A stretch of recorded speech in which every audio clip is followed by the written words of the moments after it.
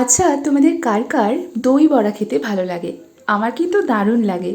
তাই বাড়িতেই বানিয়ে নিলাম দই বড়া। কীভাবে বানাবে এই সুস্বাদু দই বড়া আর এত নরম স্পঞ্জি, এত টেস্টি হয় খেতে? চলো তাহলে তোমাদের সঙ্গে রেসিপিটা শেয়ার করে নিই। প্রথমে বিউলির ডালটাকে আমি মোটামুটি 4-5 ঘন্টা ভিজিয়ে রেখেছি। এরপর মিক্সার গ্রাইন্ডারে খুব ভালো করে পেস্ট করে নিয়ে ফেটিয়ে নিলাম যাতে ফ্লাফি হয়। কি করে বুঝবে?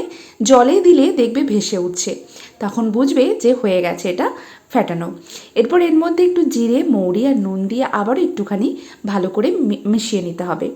এরপর বড়াগুলোকে হালকা গরম তেলে ভেজে নিতে হবে, এরকম ফুলকো ফুলকো হয়ে ফুলে যাবে। এরপর হালকা উষ্ণ গরম জলে নুন চিনি দিয়ে বড়াগুলোকে ভিজিয়ে রাখতে হবে মোটামুটি 10 থেকে 15 মিনিট। এইবার দইটা রেডি করে নিই। একটু দই নিয়ে তার মধ্যে চিনি দিয়ে ভালো করে দইটাকে ফেটিয়ে নিতে হবে, তাহলেই রেডি হয়ে গেল দই বড়ার দই।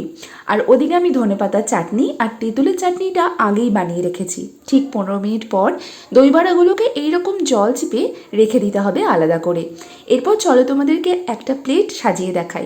বড়াগুলোকে সাজিয়ে ওপর দিয়ে ফ্যাটানো টক দই আর ধনেপাতার চাটনি, তেঁতুলের চাটনিটা দিয়ে ওপর থেকে রোস্ট করা জিরে গুঁড়ো আর একটুখানি কাশ্মীরি লঙ্কা গুঁড়ো ছড়িয়ে ভুজিয়া দিয়ে পরিবেশন করতে হবে নরম স্পঞ্জি দারুণ সুস্বাদু দই বড়া।